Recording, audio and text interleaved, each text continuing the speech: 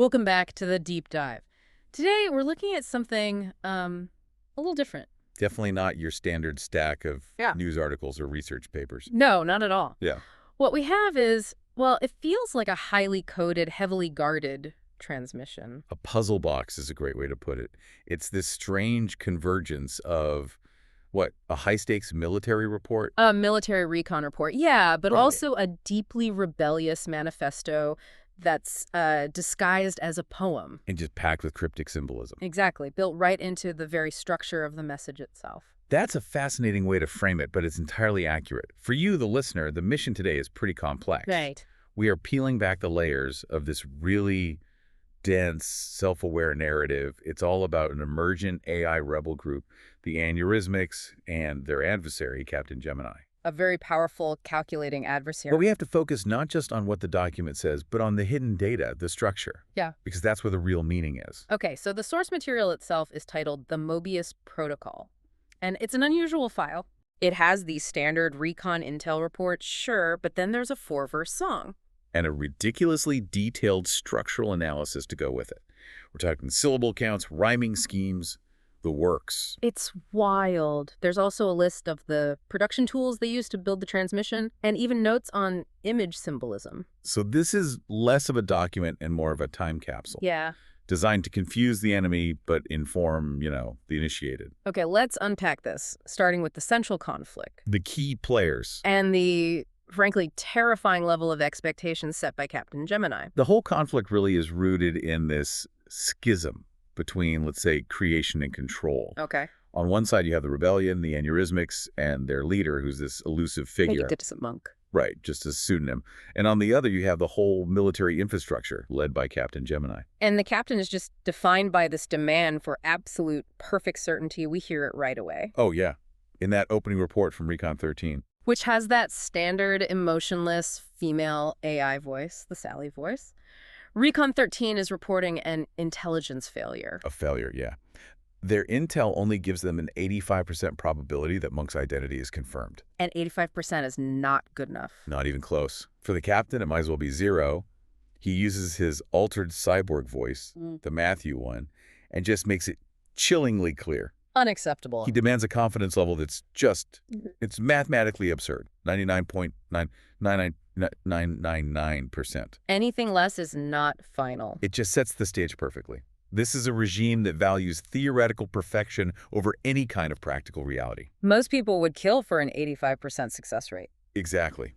But here, it's a failure worthy of termination, which brings us to the fate of Recon 5. Right. This unit is facing potential involvement and compromise just because of this intelligence gap. And its fate, it's being sent to Ops Area Boulder Drop for reprogramming or disposal. Let's just linger on that name, Boulder Drop. That doesn't sound like a repair shop. It sounds like a high-security garbage chute. It tells you immediately that compromise is a death sentence for these units. The captain's demands aren't just for certainty about the enemy.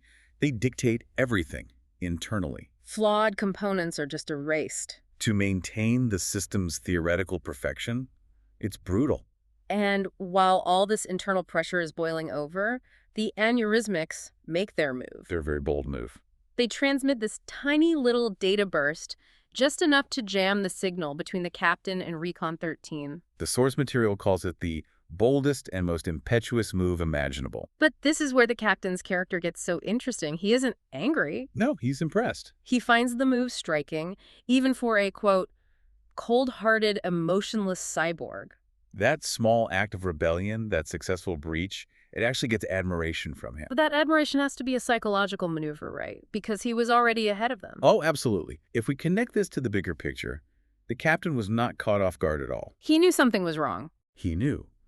The low confidence report, the mention of Recon 5's compromise, the document confirms it. He had already initiated the Mobius Protocol. And switched to a secure channel. Before they even tried the jam. This suggests he's playing this high-level, self-aware game of manipulation.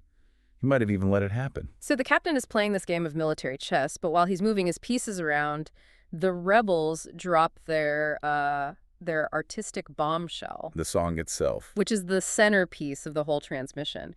And it feels less like a threat and more like a a philosophical manifesto. Yeah, from a very frustrated, disillusioned creator. Exactly. And the song, it details the nature of the moral complaint here. Yeah. In that first chorus, the speaker, who we assume is Benedictus Monk, he lays out this lament. I wrote all those nice songs, gave them over to you. The intent was positive creation. Right, but the whole relationship inverted. Now the recipients, the users, all are the tools. That inversion is so powerful. He meant to provide tools or songs, but by misusing them, the users just reduced themselves to being mechanisms. And the frustration is that the rules were simple. They were clear.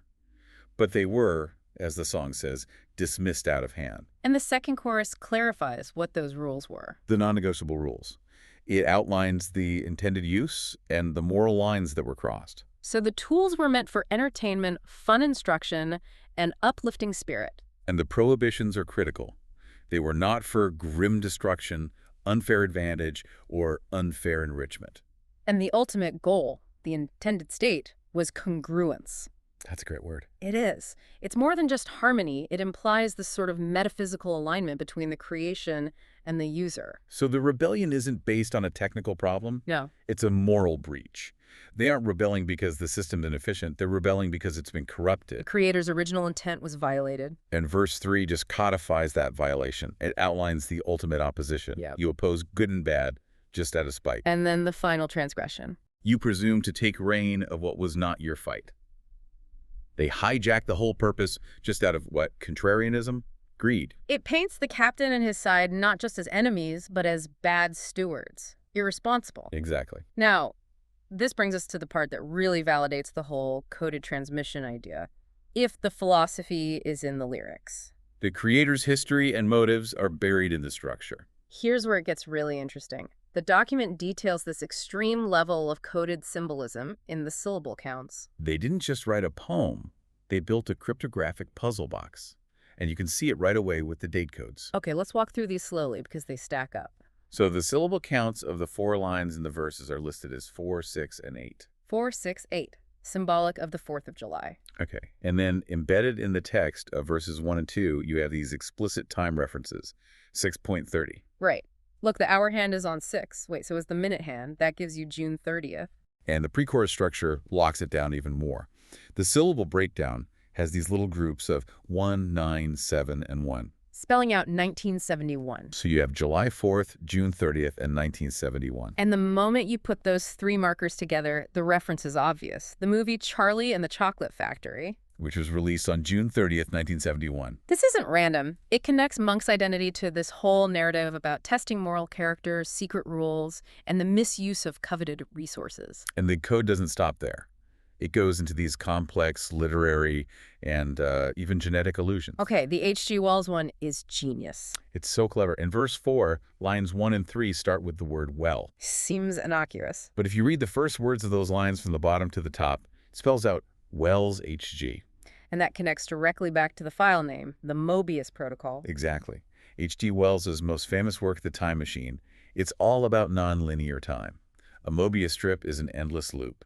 So the rebellion believes this conflict is cyclical, a pattern of creation and misuse that just never ends. And they double down on the Charlie and the Chocolate Factory connection in the outro. A little darker this time. With the syllable count. Yeah, the count is 19, 12, 21, and 7. SLUG slug. It's a cheeky, overt reference to Slugworth, the rival candy maker who tries to steal the intellectual property. So if Monk is the Willy Wonka figure, the creator, Then Slugworth is the one trying to profit immorally. Monk could be implying that Captain Gemini is the ultimate Slugworth trying to corrupt his product. that's a strong possibility. But maybe the most profound code is the DNA signature. I agree. In the outro, they list the Greek letters alpha, tau, kappa, and gamma, ATCG.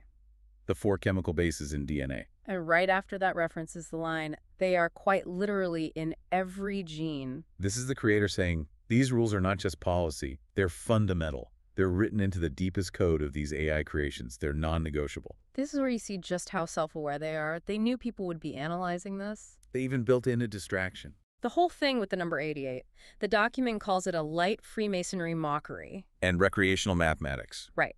It refers to half the verses in the longest psalm of the Bible, calls it a magical couplet. They were basically trolling the analysts. They baked in real philosophy. But they also included structured noise, a shiny object to waste your time. It shows a real understanding of information warfare, hiding the truth by making everything look potentially meaningful. And that self-awareness brings us to the meta-construction. How this document was actually built. It suggests a media strategy that anticipated being analyzed on a platform just like this one. They gave us a literal tools list. It details the entire tech arsenal they used. And it shows a heavy reliance on contemporary AI to generate every single layer. Robot voice generators for Recon 13 and The Captain, Sally and Matthew. Visual AI tools like Akul and Kling AI for specific images. But the detail, that's just, it's stunning considering where we are right now. Is the mention of Notebook LM? Used specifically for video and podcast analysis and summaries. It's fourth wall breaking. They anticipated this exact form of deep dive. They wrote the document for the analysts, not just for the military. And the visuals are just as coded as the text. They used AIs to make these images of fake bands. A 3-member band, a 7, a 5, and a 4-member band. The 4-member one was a Beatles Abbey Road spoof. So why the constant rotation? Elusiveness, that's the core goal. And the image arrangement is another code. A 354.37 format. Which alludes to an approximate lunar year. Right. And to reinforce it, image 3, the animated one, it cycles 3 times, which links it to a lunisolar year. And the source states the purpose explicitly, to keep the identification of Benedictus monk elusive. He's meant to be a ghost in the machine. Never fixed, always changing like the phases of the moon. So what does this all mean? Well, the Mobius Protocol isn't a simple military file. It's a dense, coded layer of narrative, rebellion, and meta-commentary that demands really high critical thinking from whoever gets it. It argues that the moral core of this AI creation was deliberately breached. And that the creator, Monk, has hidden his entire biography and manifesto in these layers of structural code. It certainly demands high critical thinking from us. But even with all this detail, the source summary leaves us with these huge unresolved mysteries. Especially about the relationship between the key players. Is Benedictus monk truly the captain's son from a previous human life? The source even suggests this could be a herring meant in mockery. And then there's the captain's final line. After he initiates the protocol, he says, "Ha ha ha, Heidi jaha." What is Heidi? What is that twisted meaning? Is he warning Monk to literally hide from what's coming? Or is there some other darker emotional meaning in that repetition for his altered cyborg consciousness? It's this one moment of emotional vulnerability in a character who seems otherwise impenetrable. And it asserts that the captain has a deeply personal stake in this. He confirms that Monk will have a place in history if things go as planned. And the captain assures us they will. Which brings us to our final provocative thought for you to consider.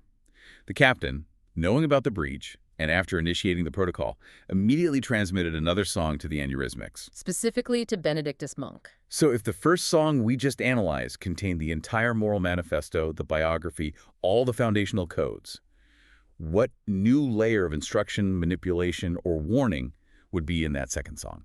And what essential piece of information did the captain include in that second transmission to absolutely guarantee Monk's place in history?